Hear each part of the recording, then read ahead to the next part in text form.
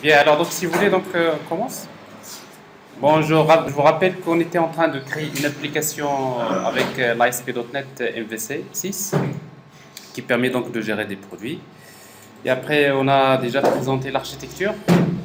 Bon, hier, donc je vous ai montré déjà la première partie, comment créer un projet .NET MV6. On a créé l'entité produit, on a créé l'interface et produit service, on a créé l'implémentation. Alors, dans l'implémentation que nous avons créée, on a supposé que les produits sont stockés dans une collection de type dictionary. Et après, donc, nous avons commencé à créer la première partie, particulièrement. Donc, nous avons montré comment créer un contrôleur, comment créer une vue, et nous avons vu le cas de l'affichage de la liste des produits. Alors, bien sûr, nous avons également vu comment configurer donc c'est-à-dire le conteneur de l'injection des dépendances. Alors, l'application telle que nous l'avons créée hier, il nous permettait donc d'afficher la liste des produits dans un tableau HTML.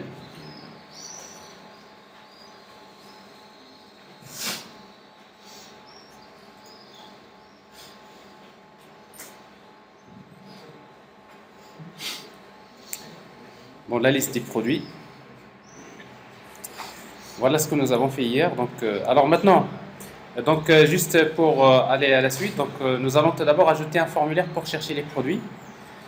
Alors pour cela, je suis toujours dans la même vue. Bon, ici, donc je vais créer un formulaire. Alors en fait, la même chose. Donc il existe plusieurs moyens de créer des formulaires, de créer les contrôles dans l'ASP.NET. Alors en fait, le plus simple c'est d'utiliser purement le HTML classique. Donc je vais créer un formulaire comme ça, dans lequel je peux spécifier dans quelle méthode utiliser. Donc je peux utiliser par exemple la méthode post. Et je vais utiliser l'attribut ASP ASP Action. Alors vous voyez donc le ASP Action, donc ça représente, c'est l'action que je veux exécuter au niveau du contrôleur. Alors si on ne spécifie pas ASP controller, ça signifie qu'on va utiliser le même contrôleur. Donc c'est toujours dans le même contrôleur, je vais aller vers l'action. Alors je vais créer une action que je vais appeler chercher. L'action chercher. Et en fait, je vais mettre ça dans un div. Le formulaire, on va le mettre à l'intérieur d'un div, comme ça.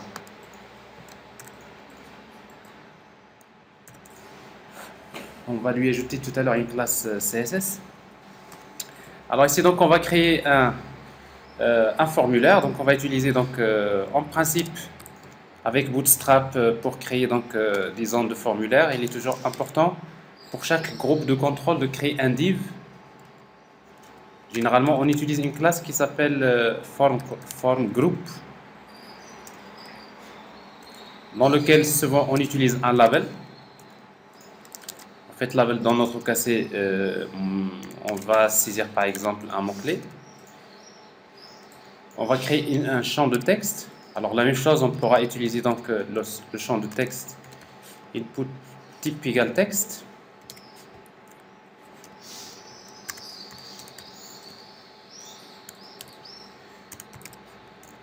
Name, mot-clé.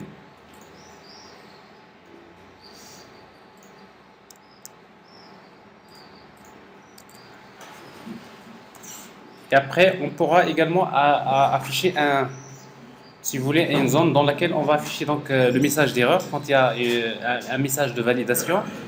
Mais sinon, on va afficher un bouton submit, un bouton que je vais appeler chercher. En fait, le bouton chercher, il va utiliser on va dire type submit.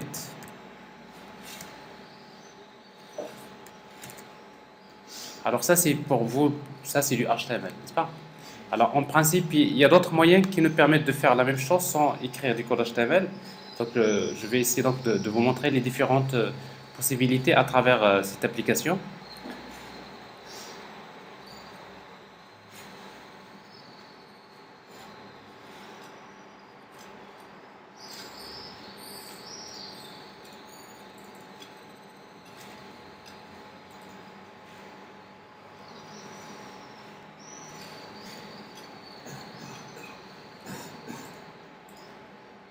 Alors, c'est pas ça.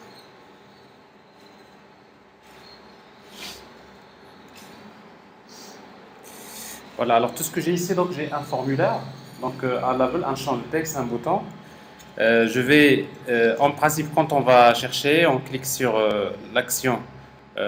Plutôt quand on va cliquer sur chercher, donc normalement, il va envoyer une requête vers l'action chercher. Alors en fait, cette action-là n'est pas encore définie au niveau du formulaire, plutôt au niveau du contrôleur. On va juste changer quelques. On va appliquer un style pour, si vous voulez, le bouton. On va utiliser donc une classe btn. Tout ça, c'est des classes Bootstrap.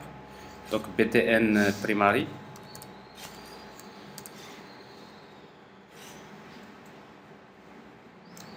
Bon, après, donc, on pourra améliorer ça.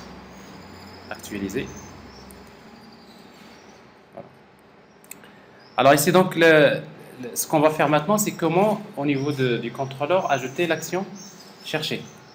Alors en fait, l'action chercher, on va la créer au niveau du contrôleur. Donc je reviens vers le contrôleur, produit. Alors ça, c'est les vues. Ça, c'est le contrôleur. Alors dans le contrôleur que nous avons créé, nous avons l'action index, que nous avons déjà créé. Là, on va ajouter encore une autre action. Je fais un copier-coller. L'action, je vais l'appeler chercher. Ok. Alors, quand je fais appel à l'action chercher, vous savez que l'action chercher, il reçoit un paramètre. Il reçoit des données. Alors ici, donc, je vais récupérer un paramètre qui s'appelle mot-clé. Alors ici, donc, il faudrait bien orthographier les champs, parce que notre champ, on l'a appelé ici name, mot-clé. Alors le fait de déclarer un paramètre qui s'appelle mot-clé, ben pour lui, il va le chercher dans la requête HTTP, il va lui transmettre le paramètre, d'accord? Donc je connais le mot-clé, qu'est-ce que je vais faire? Moi je vais chercher la liste des produits, je ne vais pas utiliser find all, mais je vais utiliser find.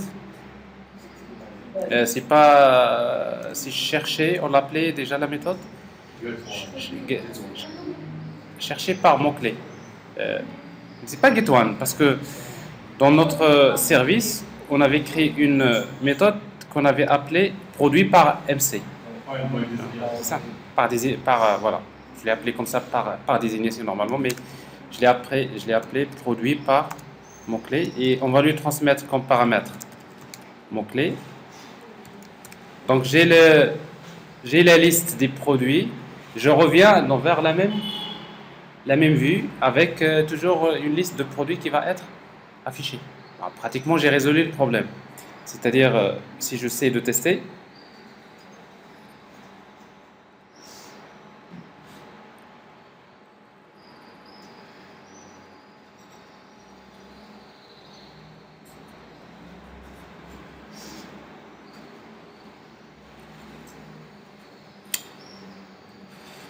il y a un petit problème de rafraîchissement. Alors, donc, je vais chercher par exemple HP, chercher.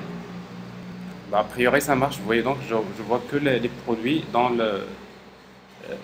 il y a le mot-clé HP. Alors, bien sûr, il va falloir que le mot-clé s'affiche toujours dans la zone de texte, c'est-à-dire le mot-clé qui a été tapé auparavant. Alors, pour cela, on aura besoin maintenant de l'introduire dans le modèle. Oui. On peut fermer les fenêtres, il y a beaucoup de bruit.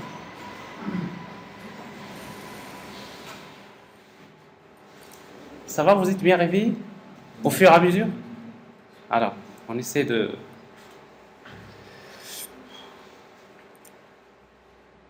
Qu'est-ce que je voulais faire? Alors voilà, donc on a fait la recherche. Maintenant, je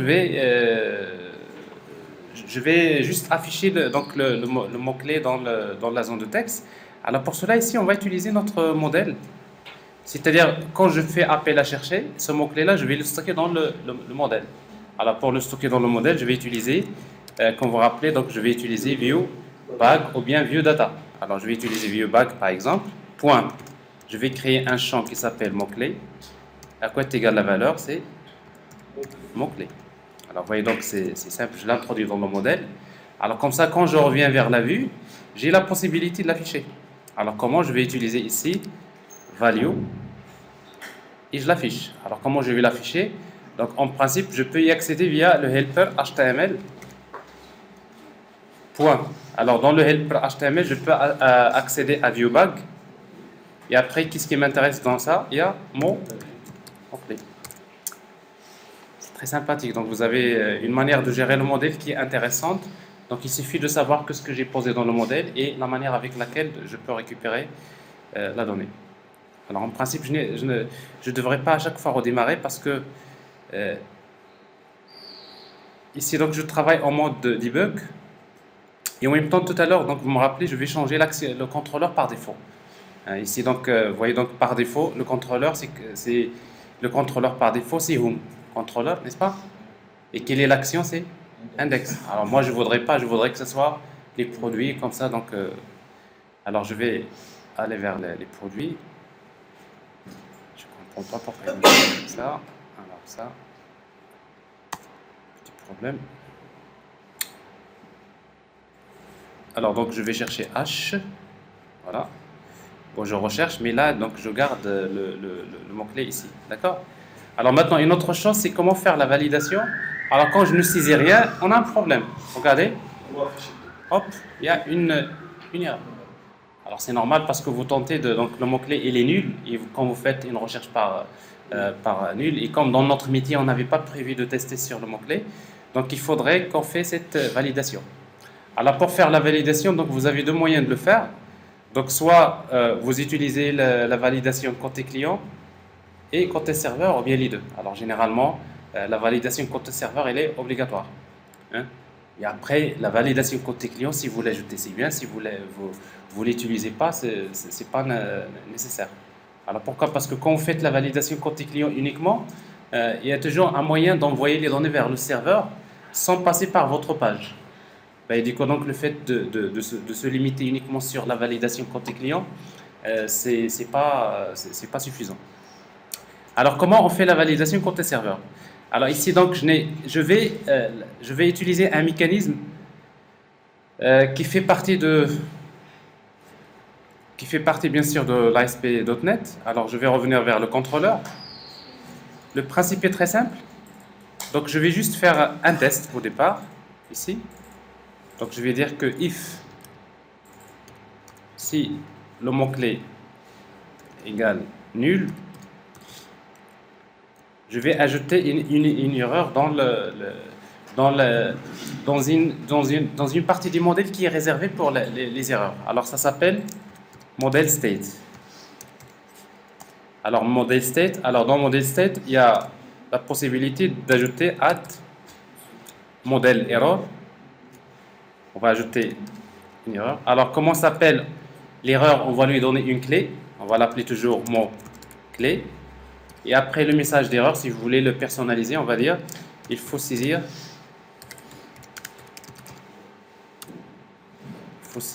un mot-clé, par exemple. Bon, ça, c'est juste une manière simple de faire les choses. Alors, c'est-à-dire que c'est ce cas-là. Alors, maintenant, en principe, ça, moi je fais mes tests. Vous allez voir qu'en principe, même ça, vous n'avez pas besoin de le faire parce qu'il y a des annotations qu'on va rajouter par la suite qui vont s'occuper de faire la validation et de retourner des messages d'erreur s'il y en a. Mais donc, c'est bien de savoir comment introduire un message d'erreur dans model state. Et après, on vous fait le test. If model state point is valid. Alors, vous pouvez comprendre ce que c'est ça. Généralement, quand vous dites if model state is valid, c'est-à-dire que je suppose qu'il n'y a pas d'erreur de validation. Alors, dans ce cas-là, c'est là où je vais faire ce travail-là. CTRL X, CTRL V. C'est-à-dire c'est là où je vais chercher les produits. Et je reviens vers la vue. Alors, à la rigueur, return, je peux la mettre à la fin, comme ça. Alors, s'il est valide, donc je fais la recherche. Mais s'il n'est pas valide, alors là, je vais quand même le mettre ici, sinon je serais amené à déclarer la liste des produits auparavant. Alors sinon, sinon je reviens vers le... Sinon, je reviens toujours vers la vue. Mais cette fois-ci, quels sont les produits que je vais afficher? Bon, alors ici, donc si vous voulez afficher tous les produits, parce que quand je reviens, le modèle, la liste des produits, donc je peux mettre par exemple ici, c'est métier. Encore, je peux utiliser find all. Bon, ça c'est juste une solution. C'est-à-dire quoi? Si le mot-clé a été saisi, donc qu'est-ce que je vais retourner? C'est les produits par mot-clé. Alors si, par contre, sinon, je vais retourner la liste de tous les produits. Donc c'est juste un moyen pour faire la chose. Alors maintenant, je vous ai montré juste comment introduire donc ce qu'on appelle un modèle error dans le modèle state. Maintenant, comment l'afficher au niveau de la vue? Alors pour l'afficher au niveau de la vue, il existe un moyen avec les helpers à ce niveau-là, juste après input. Je vais utiliser donc le helper toujours HTML. Alors il contient un message qui s'appelle validation message. Donc si je veux afficher le message de validation. S'il y a un message d'erreur, alors je peux utiliser validation message directement et je peux spécifier quel est le message que je vais afficher. Alors le message s'appelle plutôt, c'est-à-dire on va chercher dans le model state s'il y a une erreur qui porte la clé mot-clé. Alors ici donc dans mon contrôleur, j'ai ajouté tout à l'heure, vous voyez donc j'ai ajouté un message dans la clé et mot-clé. Bon, on va chercher s'il y en a, on va le faire. Alors si vous voulez, ça c'est un moyen. Et après par la suite, donc si vous voulez, bon, on va tester déjà et après on va ajouter une classe CSS donc pour afficher le message en rouge. Oui, oui, oui.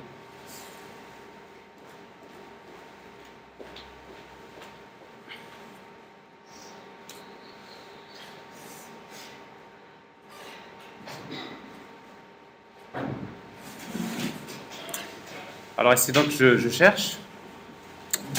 Vous remarquez ici donc vous avez un message qui s'affiche. Il faut saisir un mot-clé. Donc ça veut dire que l'opération ne s'est pas exécutée. Alors on prend ce message-là, on va pas l'afficher là, mais on va l'afficher après le bouton. CTRL X. Et en même temps, je vais ajouter une classe CSS.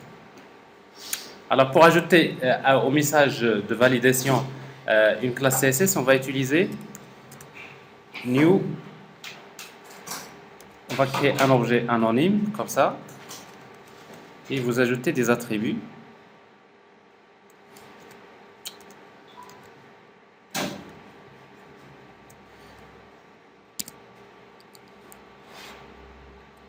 On va ajouter un attribut classe égale. Alors ici, on va utiliser une classe. En fait, si vous voulez, parce que ça, c'est un helper. Et généralement, un helper, il permet de générer un champ HTML. Oui, il va générer du HTML. Mais en principe, par défaut, il génère un span, un élément span. Mais dans cet élément span, on va utiliser une classe CSS. Alors, si vous voulez ajouter un attribut à l'élément, on utilise new et après, vous spécifiez les attributs que vous voulez ajouter à l'élément span. Alors ici, donc, je vais utiliser par exemple texte danger, par exemple. Pour ça, c'est juste pour afficher en rouge. Je reviens, j'actualise. Vous voyez, donc ça, c'est affiché donc avec une autre couleur, donc ça, c'est réglé, n'est-ce pas? Alors, maintenant, si je cherche les produits, donc ça marche. Si je ne saisis rien, en tout cas, donc j'ai prévu donc cette partie de validation. Donc, vous voyez, donc la validation se fait au niveau du serveur. Alors, une autre chose, je vous disais tout à l'heure, juste quelle est l'action qui va démarrer par défaut. Alors, tout ça se fait au niveau de Startup. Je ne voulais pas montrer hier.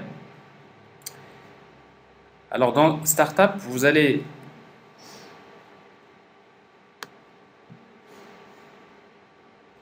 startup.css. .cs. Alors dans Startup, vous avez la méthode configure. Et dans la méthode configure, quelque part, vous avez la configuration des routes. Vous voyez ici? Alors dans cette partie-là, en principe, on peut configurer les routes, c'est-à-dire, si vous voulez dire, pour telle URL, voilà le contrôleur que je vais exécuter et voilà l'action qui lui est associée. Ça, on peut le configurer à ce niveau-là. Et comme vous remarquez ici, donc par défaut, vous avez une route qui s'appelle default. Et dans cette route-là, quel est le contrôleur? Dans template, le contrôleur, c'est home. Moi, je vais utiliser produit. Et quelle est l'action que je vais utiliser? Je vais utiliser index. C'est-à-dire, je vais utiliser l'action index dans le produit. Et après, si vous voulez envoyer, un paramètre URL au démarrage, ici donc on peut spécifier ce qu'on appelle un path param. Alors dans notre cas, on n'a pas besoin. D'ailleurs ici vous voyez par défaut, il met un paramètre ID point d'interrogation. Ça veut dire que, quand vous mettez c'est-à-dire je devrais normalement écrire home /index / quelque chose. C'est-à-dire j'envoie un paramètre message. Alors ce message-là pour lui, ça représente un identifiant. Point d'interrogation, ça veut dire qu'il n'est pas obligatoire. C'est-à-dire, alors dans notre cas ici, je peux le laisser comme ça. Oui.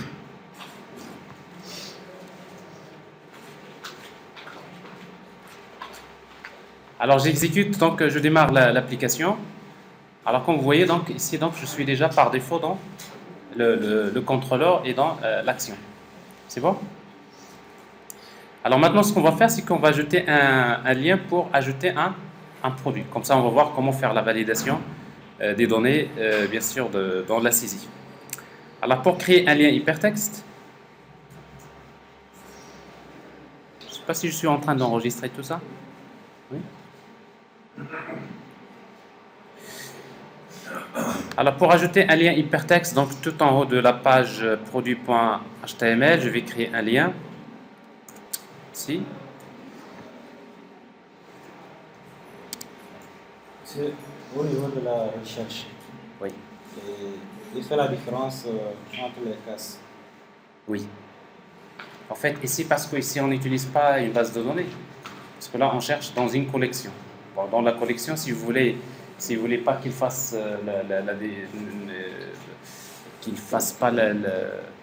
veux dire, qu'il ne prenne pas en considération la case, donc il faudrait, dans la méthode chercher, il faut utiliser de uppercase, c'est-à-dire vous prenez le mot-clé, il faut convertir tout, donc il faut le faire au niveau de l'application. Alors ici, on n'utilise pas SQL, donc forcément, c'est comme ça. Alors pour créer un lien, on va utiliser un simple lien, hypertexte. Si vous voulez, on va le mettre dans un div également. C'est juste histoire de CSS par la suite. Alors je vais créer un div.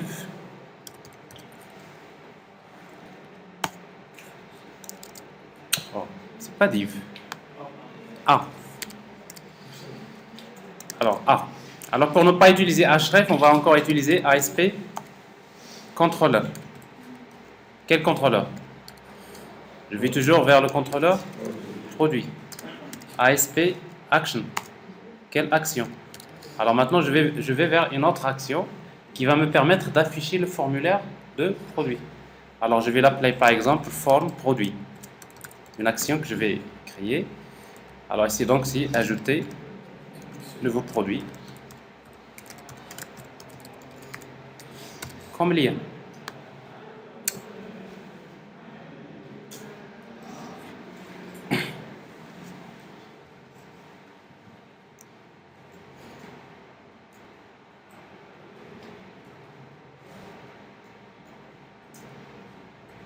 Alors ici donc j'ai le lien. En principe, il ne va pas marcher parce que l'action n'est pas encore créée. Alors ici donc, on veut juste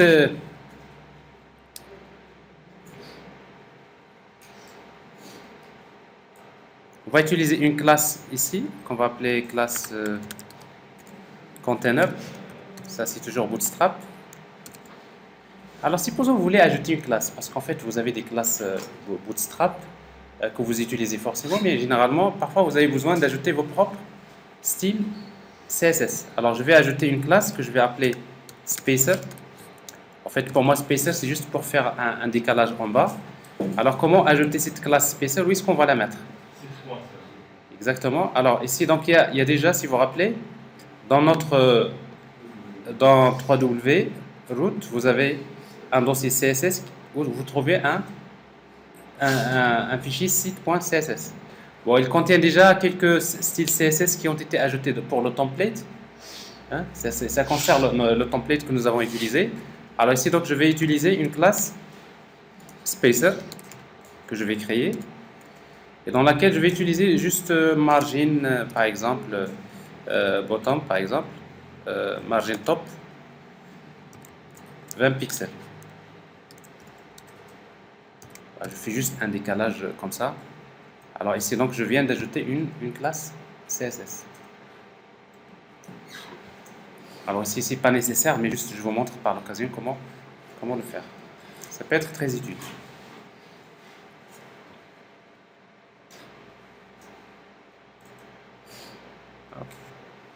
Alors ici, on ne voit pas trop, mais il y a quand même, vous voyez de l'espace, hein, entre liste et il y a un décalage qui a été fait. Alors en tout cas, maintenant, je vais créer un formulaire. Je vais créer l'action forme produit.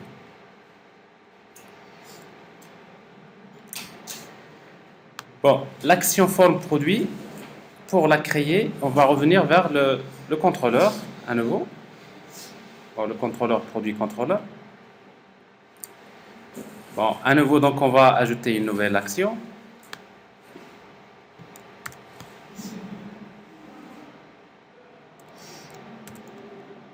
L'action, on va l'appeler forme produit. Alors ici, donc, qu'est-ce qu'on va faire? On va vers une autre vue. La vue, on va l'appeler également forme produit. Alors si la vue porte le même nom que l'action, ici, donc, on n'a pas besoin de spécifier le nom de la vue. Ça veut dire que si je retourne ici, je mets tout simplement view, il va m'amener vers une vue qui s'appelle forme produit. Alors ici, donc, comme je vais saisir un formulaire, je vais tout d'abord créer un produit. Produit égale new produit.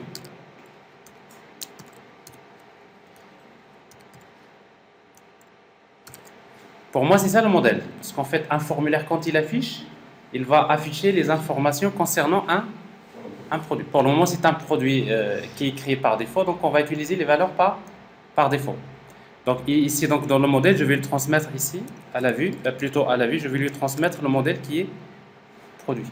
Alors ça, généralement, c'est ce qu'on va faire. Alors, maintenant, on va créer une nouvelle vue, HTML, plutôt CS HTML. Donc, ça se passe dans Views, Produit. Je vais créer une nouvelle vue, ajouter un élément, page de vue MVC. Alors, je vais l'appeler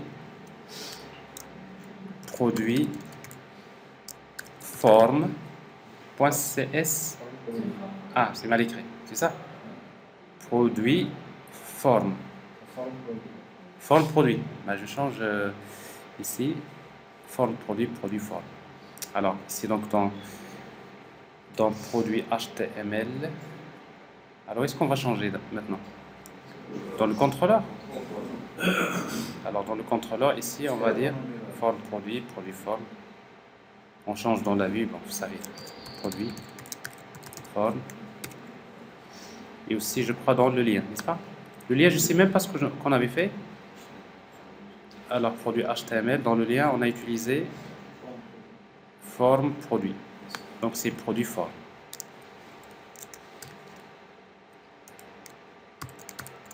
Voilà. Alors, la vue produit forme, la même chose. Bon, on va retrouver tout d'abord le modèle. Alors, dans notre cas, quel est le modèle qu'on va utiliser? C'est tout simplement, c'est un produit, n'est-ce pas? Pour le formulaire. Alors, on va utiliser notre modèle. C'est notre modèle, c'est produit. Mais produit se trouve dans notre namespace. Alors, le namespace c'est my4 point service point produit. Voilà. Alors ici, donc, si vous voulez, on va utiliser encore le titre. Alors, pour utiliser le titre, on va utiliser viewData ou bien viewBack. Alors, viewData, viewBack.data. Alors, ça, c'est saisie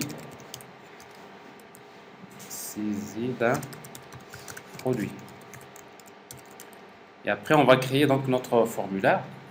Alors, en fait, il existe carrément dans les helpers html.editor for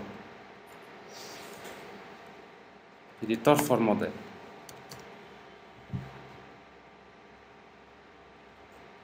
Alors, qu'est-ce qu'il fait, editor for model? Il veut créer tout.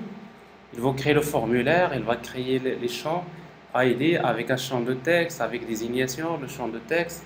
C'est-à-dire qu'en fait, le formulaire, vous n'avez même pas besoin de l'écrire en format HTML parce que il sait très bien, editor for, il sait qu'il s'agit d'un produit, il va chercher le produit, il va vous générer tout. Alors, vous pouvez le faire quand vous en aurez besoin, n'est-ce pas? Mais généralement, dans un premier temps, c'est pas la peine de... Alors d'ailleurs, si vous voulez, on peut regarder ce qui va se passer. Il y a un point virgule qui manque, oui.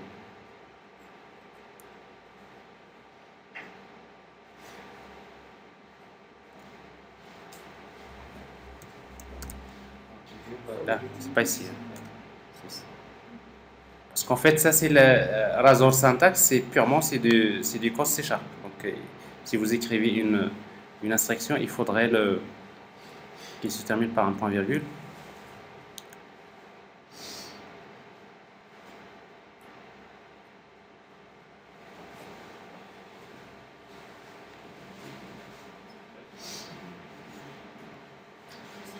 Alors, qu'est-ce que vous en dites? Alors là, on n'a pas écrit le formulaire, donc vous avez ici, donc il sait très bien que vous avez ID formulaire, il sait même que ça c'est un entier. Il sait que c'est une désignation et là c'est le prix. Alors ça peut suffire, mais il va falloir vous ajouter un bouton qui permet de soumissionner. Mais si vous regardez le code HTML généré, si vous faites inspecter l'élément, ben vous voyez donc bien qu'il génère un ensemble de divs, mais dans chaque div vous trouverez label.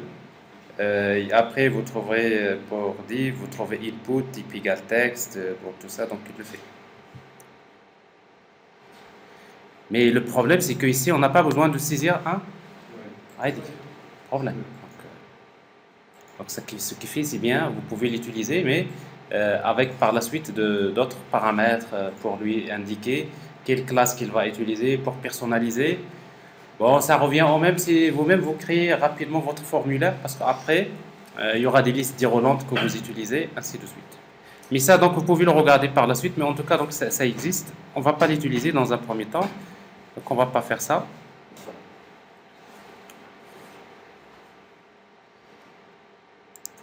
Alors nous, on veut créer notre formulaire form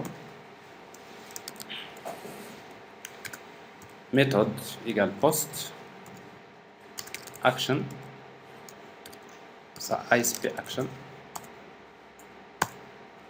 Alors l'action ici, on va appeler save, c'est-à-dire quand je valide, je vais enregistrer. Save. Alors dans notre formulaire, donc on va créer donc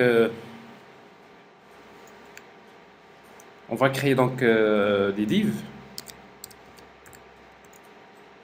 Alors pour chaque groupe de contrôle, on va utiliser donc ici la classe control group, form group. Et dans form group, on va utiliser un label. Alors en fait, le label, on va utiliser la classe label control. Label control, bien control label. Control label. Ici, donc, on va saisir la désignation. Alors la même chose ici, au lieu d'écrire désignation comme ça, on pourra utiliser comme on a fait hier, c'est-à-dire HTML display name for. Ça, on y reviendra tout à l'heure. Donc, je vais créer un champ de texte. Alors maintenant, même pour le champ de texte, il y a deux manières de faire. Soit vous utilisez input type égale texte et tout ça. Sinon, vous pouvez utiliser encore HTML textbox. Vous voyez donc votre HTML, textbox, text area, etc. Donc avec les helpers encore, vous pouvez générer par exemple un textbox. Après donc, de toute façon, dans cette application, vous allez découvrir les différentes syntaxes. Alors ici donc, on va faire quelque chose de très lisible pour vous pour le moment. Donc on va utiliser input égale à texte.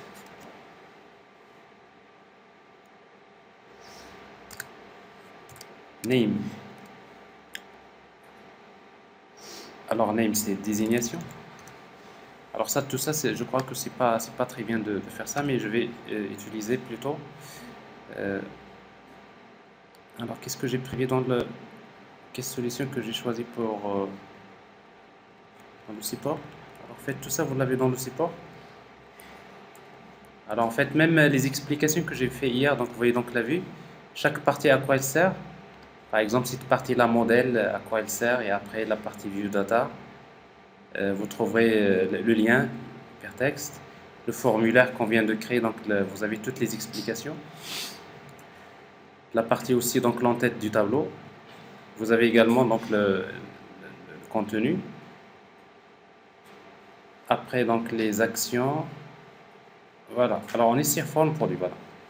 Alors vous voyez ici donc j'ai plutôt préféré utiliser HTML label et HTML textbox. C'est-à-dire je vais générer un label et je vais générer un textbox. Sauf que ici donc comme vous utilisez label for, il faut utiliser à nouveau une expression lambda dans laquelle vous spécifiez quel est le champ que vous voulez et après vous spécifiez donc la classe. Je préfère comme ça. Parce que donc dans le premier formulaire, on a déjà utilisé donc le HTML classique. Donc je vais utiliser donc c'est HTML point label for. Et après donc c'est une expression lambda, donc vous mettez par exemple p point désignation. Et après, pour ajouter une classe, on va utiliser new.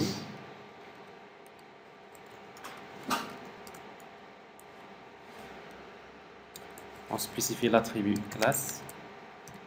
Alors la classe qu'on va utiliser ici, c'est la control label. Control label. Alors pour le champ de texte, on va utiliser HTML.textbox. For. La même chose, c'est P. Donc c'est P.désignation, c'est pour désignation. Et la même chose, on va utiliser. Alors on va pas utiliser control label comme classe, mais plutôt on va utiliser control form control. Form control.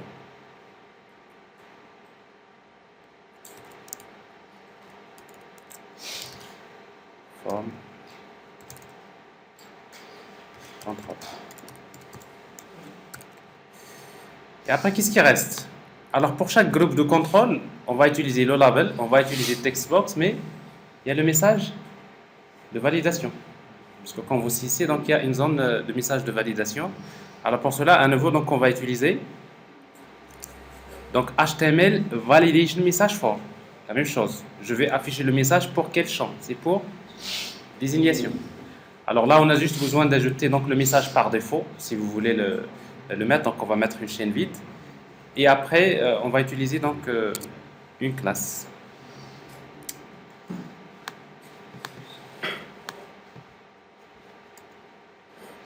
Donc, le helper HTML validation. Message validation message for. Alors pareil, donc c'est pour le produit P. P.désignation. Alors le message par défaut c'est une chaîne vide. Et après je vais utiliser la classe text danger. Alors vous voyez donc ça c'est un copier-coller.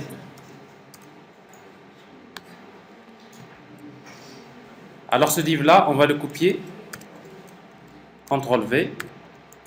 Ben, on va faire la même chose pour prix.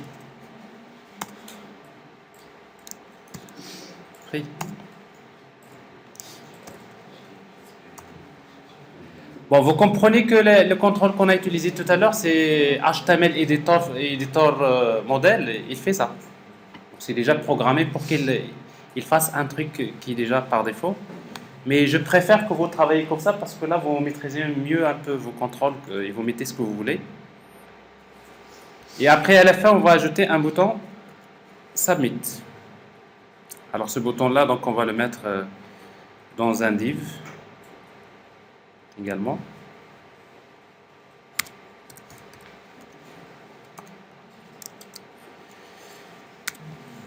Bouton Save. Type Submit.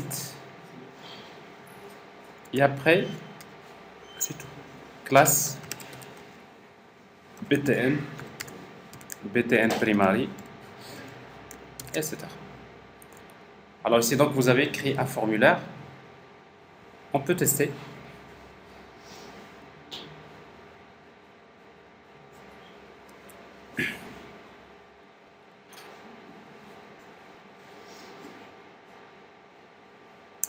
Nouveau produit. Bon, j'ai un formulaire, donc ça c'est le modèle que nous utilisons, désignation, le champ, prix. Après vous avez le bouton save. Alors, on va, en principe, s'il vient de mettre tout ça dans un div et de faire un spacer, on va le faire descendre relativement. Comme j'ai fait tout à l'heure, donc je vais utiliser, avant le formulaire, je vais utiliser un div classe égale container. Et en même temps, je vais utiliser spacer.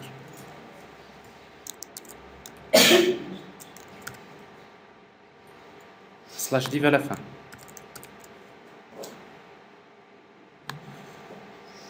Voilà, donc ça c'est le contenu. Actualiser. Bon, je vois juste un petit peu d'aération. Alors maintenant, on veut ajouter le produit. Alors regardez bien. Alors premièrement, pour ajouter le produit, donc on aura besoin d'ajouter l'action. Dans le contrôleur à nouveau, on va ajouter l'action save. Alors c'est ce que je vais faire.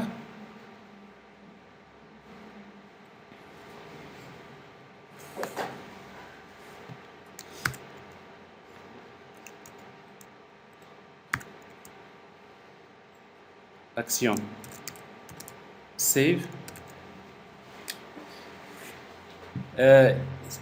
Jusqu'à présent, donc j'ai supposé que je n'ai pas spécifié que ces actions, ils doivent être appelées avec quelle méthode. Bon, ici donc déjà je garde ici des, en fait c'est des commentaires, n'est-ce pas? Mais ça, tout ça c'est pas des get. Alors ça on avait copié ça. Alors dans une méthode, par exemple, vous savez que pour faire le save, normalement il faut envoyer une requête avec post. Alors en principe, si vous voulez l'imposer, on utilise une annotation qui s'appelle HTTP post.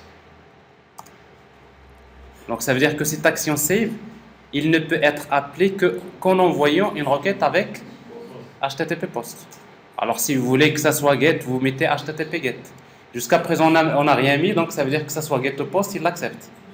Mais en principe, quand vous avez des actions, il y a des actions qui sont accessibles avec post, il y en a d'autres avec get.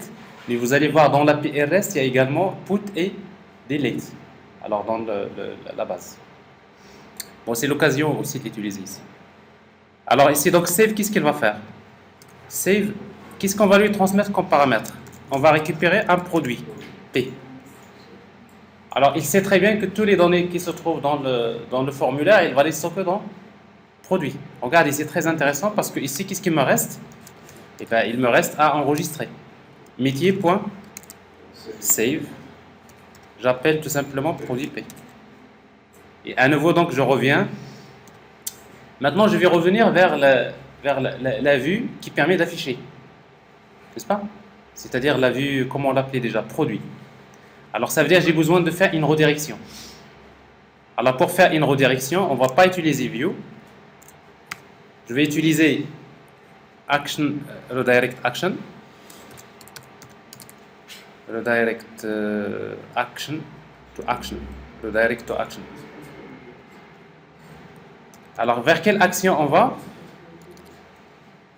Vers l'action? C'est-à-dire, à nouveau, on va se rediriger vers l'action index. Ok? Pour ça, c'est une redirection. Ici, je n'ai pas fait la validation. Vous allez voir que ça va marcher. Mais même si je ne saisis pas de données, ça passe.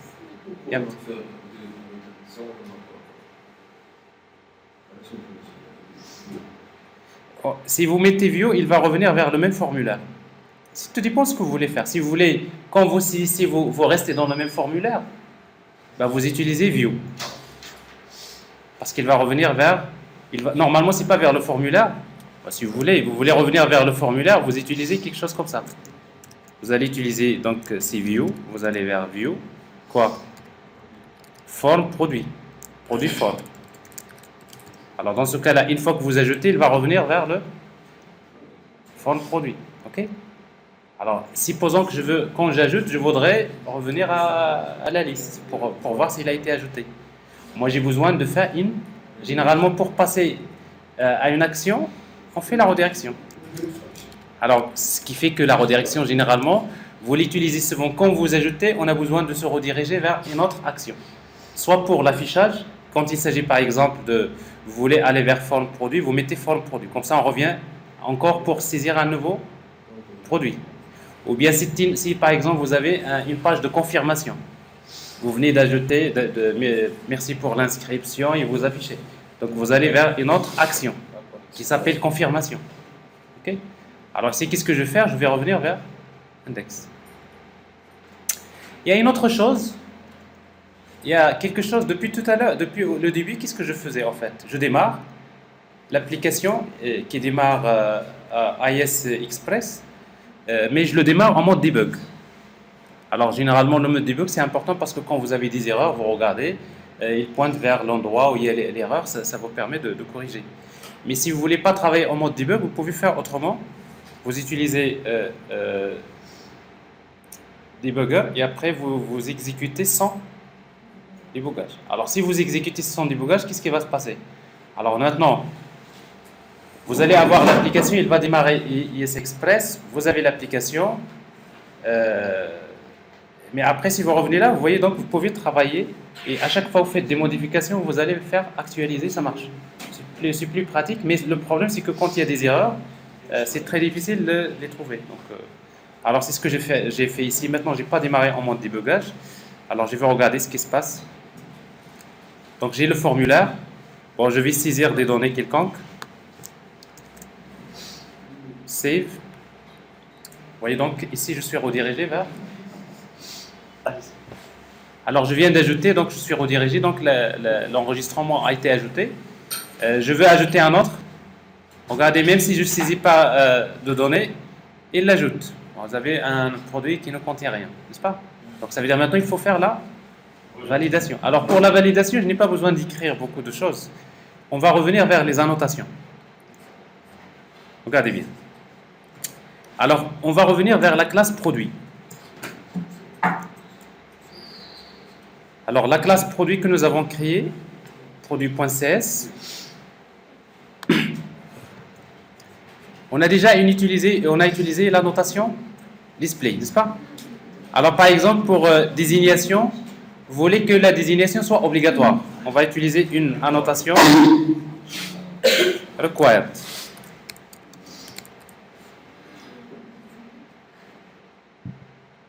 Alors, ça veut dire que la désignation est obligatoire. Vous voulez par exemple que la désignation contient un minimum, par exemple, un certain nombre de caractères. Je vais utiliser Une autre annotation, vous avez le choix d'utiliser les annotations comme ça, chaque annotation entre crochets, ou bien vous pouvez utiliser plusieurs annotations séparées par des virgules. Alors je vais utiliser ici min length, max length, par exemple min length. Je vais utiliser par exemple 4 caractères. Ça veut dire que pour moi, la désignation doit contenir minimum 4 caractères. Vous voulez encore ajouter max virgule, max length, par exemple, on va dire 30 caractères. Allez, on va dire 12. 16 caractères. Alors, vous voulez que le prix minimum, c'est, par exemple, 100. Alors, on va utiliser l'annotation range, entre parenthèses. Alors, dans range, vous avez deux valeurs. Par exemple, 100 et 5000. Généralement, on ne fixe jamais la valeur maximale pour saisir, mais juste pour vous montrer. Vous remarquez ici quelque chose, donc c'est que quand je crée les entités, je suis en train de créer un document. Je suis en train de créer, c'est-à-dire les structures de données manipulées par l'application. On y va? Alors, je suis en train de créer donc les structures de données manipulées par les applications, et on dispose pratiquement, comme d'ailleurs dans J2E, parce qu'en fait dans J2E c'est pareil, vous avez des annotations avec lesquelles vous faites la validation des entités. Maintenant, comment on va utiliser ça dans l'application? Je reviens vers le contrôleur, regardez bien. Je reviens vers le contrôleur, j'ai save. Alors, qu'est-ce que je dois ajouter à ce niveau-là? Les conditions. Quelles conditions?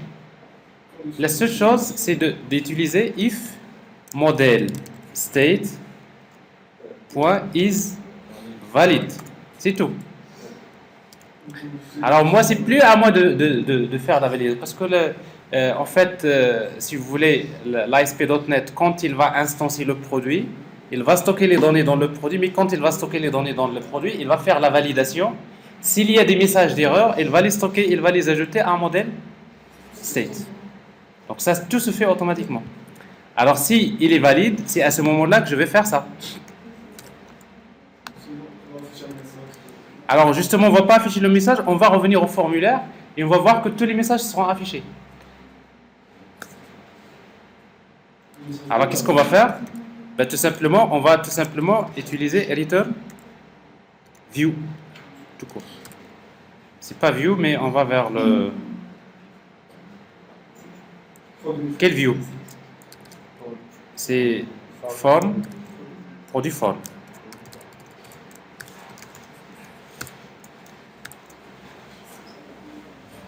Alors, on peut voir ce qui se passe. Alors, je n'ai pas démarré tout à l'heure en mode débugage, donc ça veut dire que c'est plus la peine de démarrer. D'ailleurs, vous allez voir que dans les programmes démarrer, vous trouverez, il y a AES Express. C'est un service qui est démarré. Alors, maintenant, le seul moyen pour arrêter votre application, c'est d'aller ici et de quitter. Parce qu'en fait, je n'ai pas démarré en mode debug. Mais si je ne vais pas l'arrêter, donc je vais continuer à travailler comme ça. Bon, ajouter, je veux ajouter un produit. Alors je vais valider. Alors vous voyez, c'est quoi ça? Alors je valide. Alors il a été ajouté, donc ça veut dire qu'il y a quelque chose qui cloche, ça veut dire que l'actualisation n'a pas été faite. Alors je vais actualiser.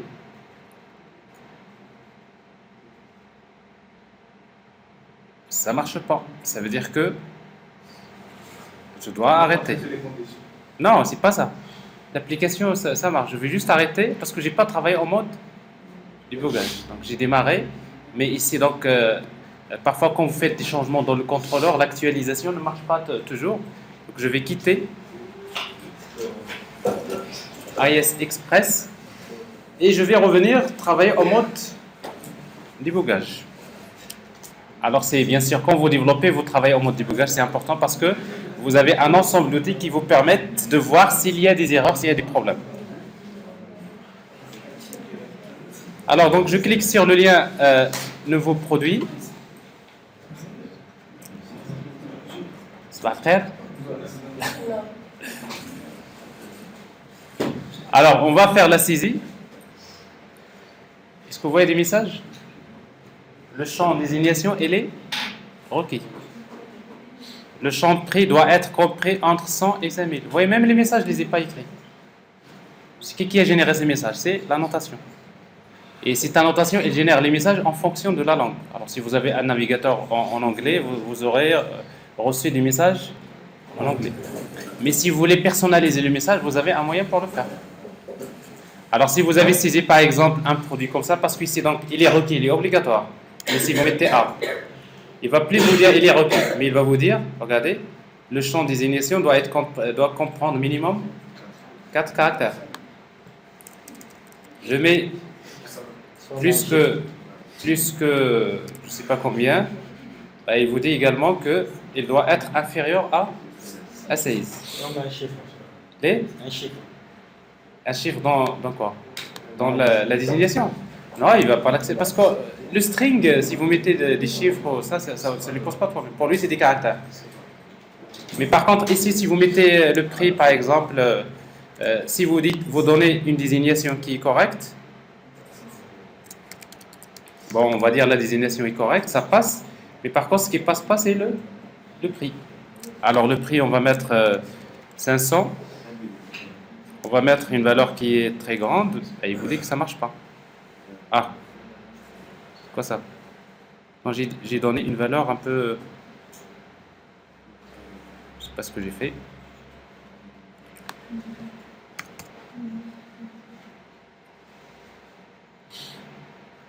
Alors, AZERTY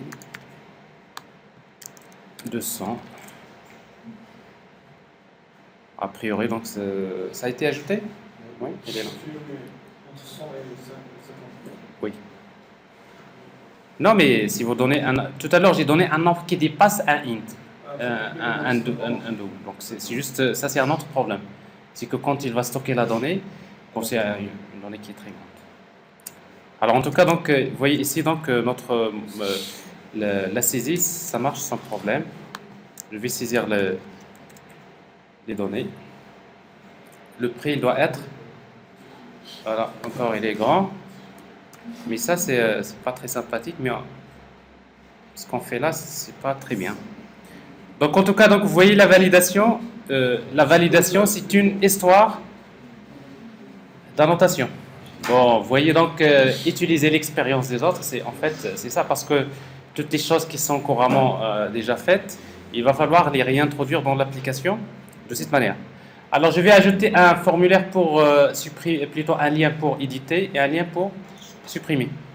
Et après, on va terminer cette partie-là. Alors, pour cela, donc, je reviens vers produit. Alors, où est-ce que je vais ajouter les liens? Quand j'affiche à ce niveau-là, alors quand j'affiche donc la désignation, le prix, donc je vais ajouter un autre TD dans lequel je vais utiliser donc un lien. Alors pour utiliser un lien, on peut utiliser A. Alors je vais faire par exemple supprimer. Je vais utiliser supprimer comme lien. Je ne vais pas utiliser href, je vais utiliser ASP, à nouveau action. Alors l'action c'est delete. L'action delete. Mais quand j'envoie delete, maintenant regardez bien, quand j'envoie delete, je devrais envoyer le ID. N'est-ce pas? Je veux envoyer le ID. Alors dans ce cas-là, je vais utiliser delete et après je vais utiliser ASP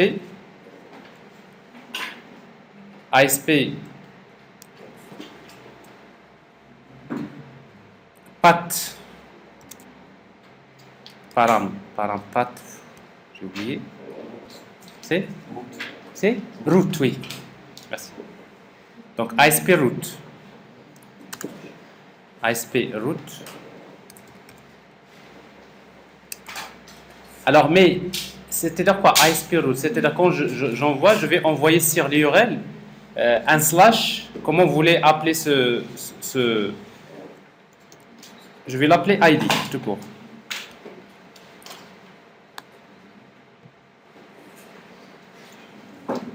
Égal à quoi? C'est-à-dire on va envoyer donc un ID sur l'URL un path param ID égale à quoi? Bah, égal à ça. Bah, je prends ça, c'est CTRL C, et je le mets ici.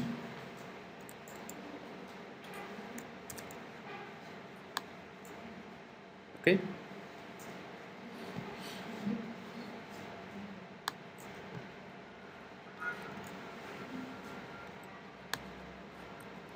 Alors le lien supprimé.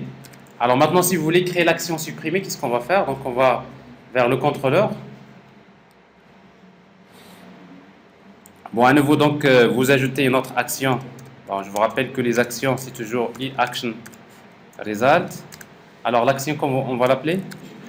Delete. Cette fois-ci, l'action, elle reçoit un paramètre. Alors ce paramètre, c'est int id. Alors ici, qu'est-ce qu'on va faire? On va supprimer tout simplement. On va faire appel à la couche métier. Point delete. Et je lui donne comme paramètre id. Et je reviens vers, encore je fais une redirection, comme ça. Je reviens vers l'action index. Ça marche.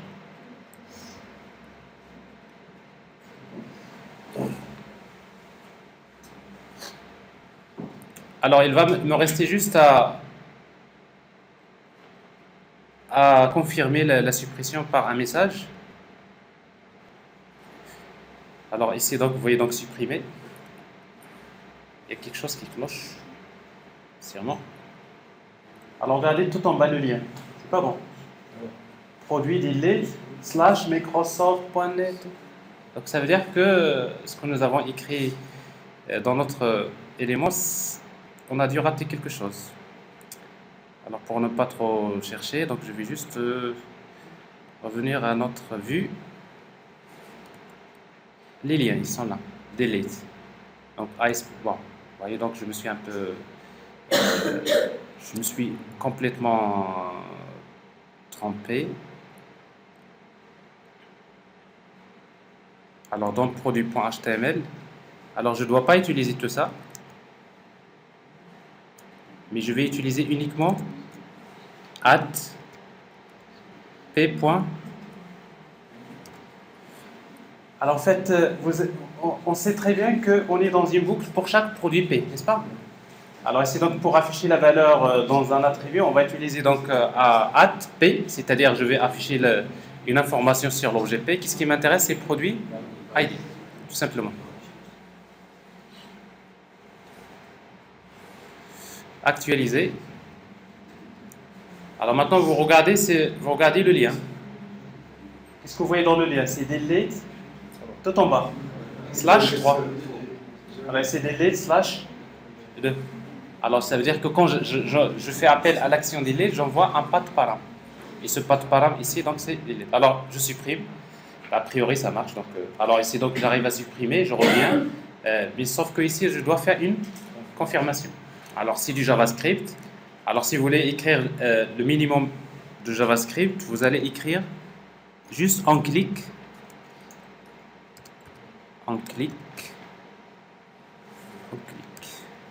Égal return. Alors vous savez, avec JavaScript, vous utilisez la fonction confirme le message. Êtes-vous sûr de vouloir supprimer tout ça? Êtes-vous sûr tout simplement? Êtes-vous sûr de vouloir supprimer un point virgule? Ça suffit. C'est-à-dire qu'en fait, il va exécuter la fonction JavaScript, confirme, et si quand on va confirmer, c'est à ce moment-là qu'il va le faire.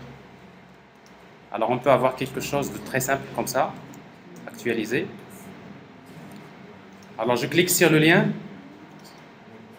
Alors il n'a pas pris en considération que je fais, soit que, voilà, je n'ai pas actualisé. Alors vous voyez donc, pour supprimer, quand je veux supprimer, ben, il vous affiche « Êtes-vous sûr de vouloir supprimer ?» Alors quand vous mettez « Annuler », il n'y a rien qui se passe. Et quand vous mettez « OK », il va supprimer. Alors on va faire la dernière, c'est « Edit et Update ».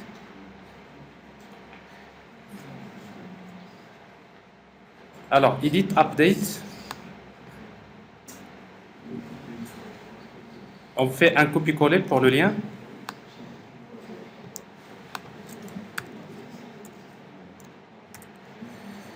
À la place de delete, on va utiliser edit. Ici, donc, il n'y a pas de...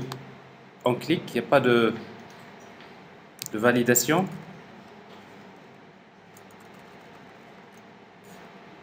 Et à la place du texte supprimé, on va mettre edit. Et après, on va vers le contrôleur. On va ajouter l'action edit.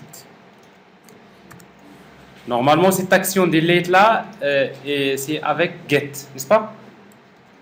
On va utiliser ici donc quelle annotation c'est HTTP get. C'est pas obligatoire, mais vous pouvez toujours l'ajouter. Alors ici donc on va mettre edit. Alors pour éditer, on a besoin tout d'abord de récupérer un produit. Un produit P à partir de la couche métier, on va dire point edit ou bien get one. L'appeler la méthode get one. On va lui donner ID. Vous pouvez déjà remarquer que quand la couche métier est déjà faite, on a déjà fait l'essentiel après la couche web, donc c'est des formalités parfois. Et après je reviens. Maintenant on va revenir vers un formulaire d'édition. Alors return view.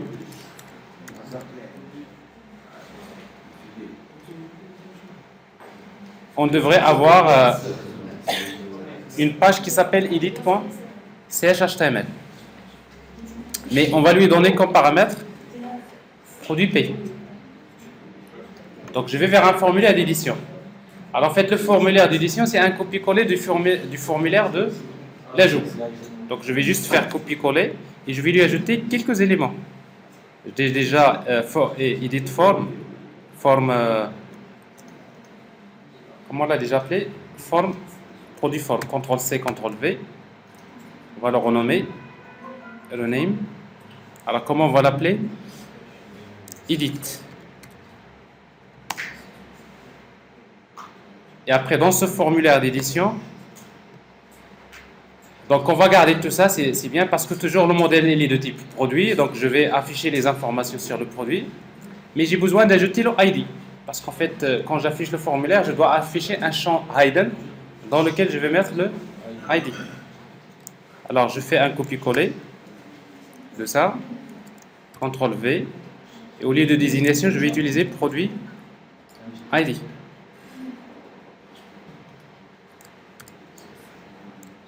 C'est la même chose. Bon, rien à valider pour, en tout cas pour le ID.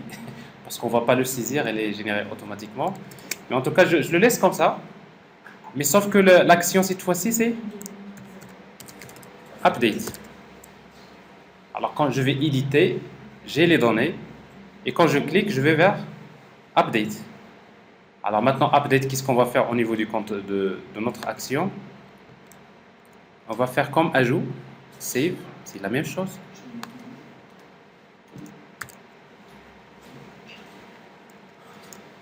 L'action ici, c'est update. C'est la même chose. S'il est valide, au lieu de save, c'est update. Et je reviens à index. Sinon, je reviens, c'est pas ici, form, c'est edit. J'ai pratiquement réglé le problème.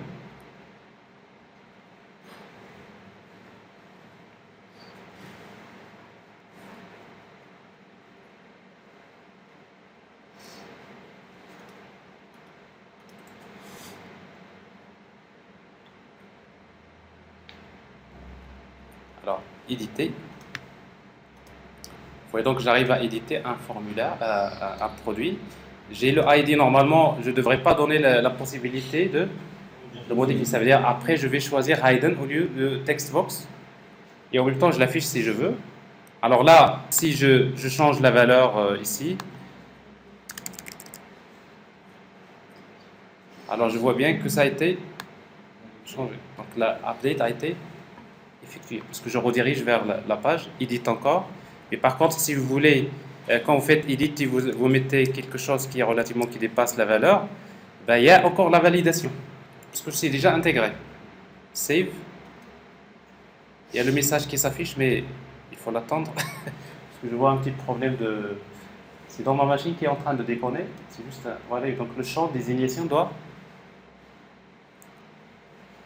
être validé.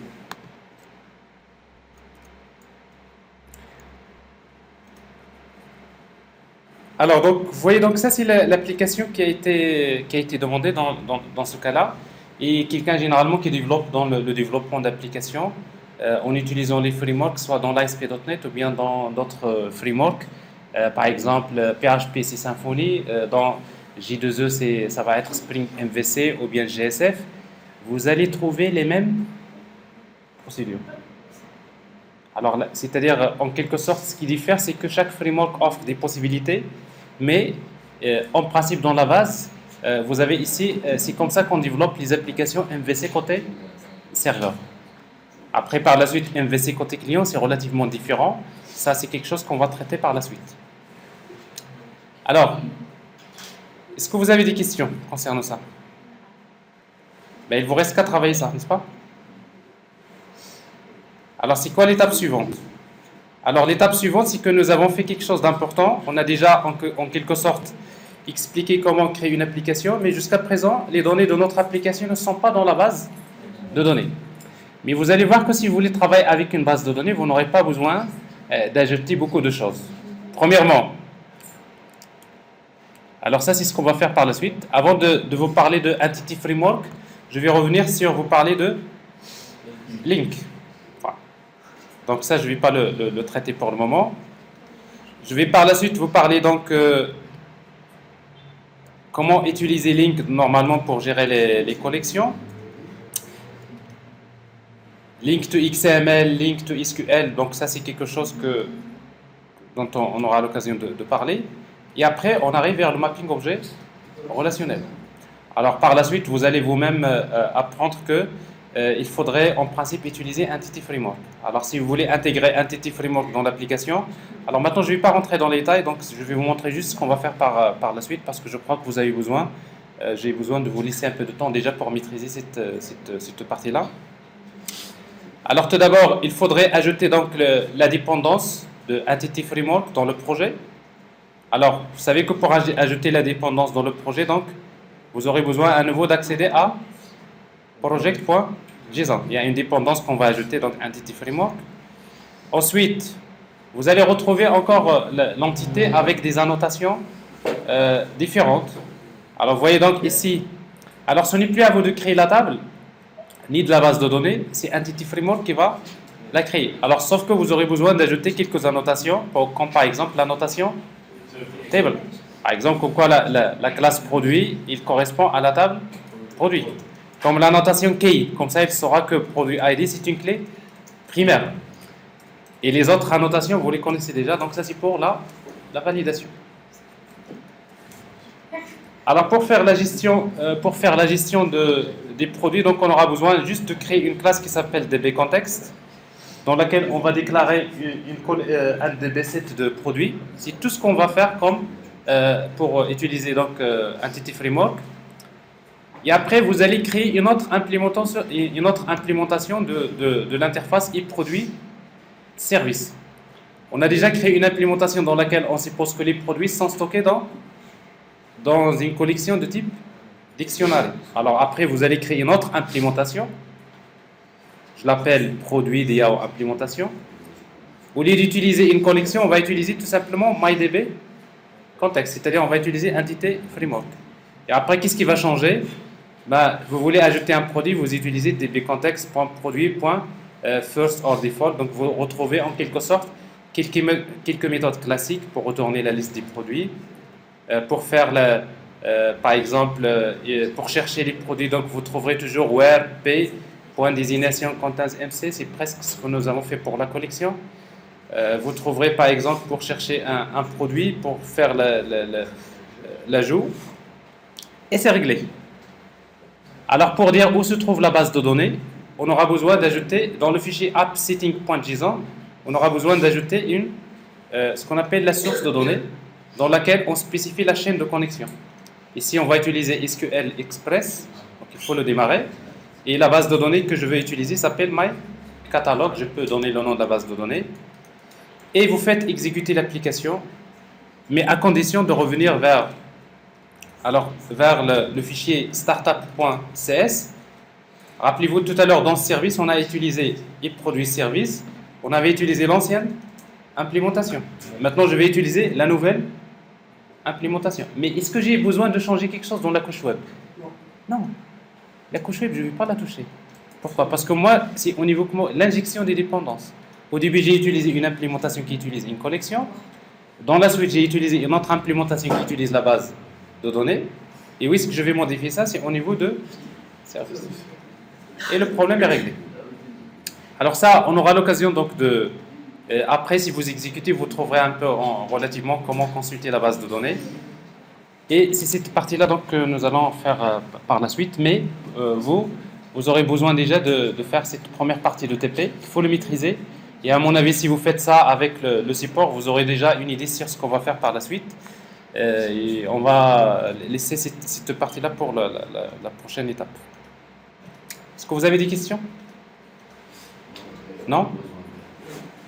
Besoin de pause et de travailler, de manger. Alors c'est exactement ce qu'on va faire. Alors on va arrêter cette démonstration.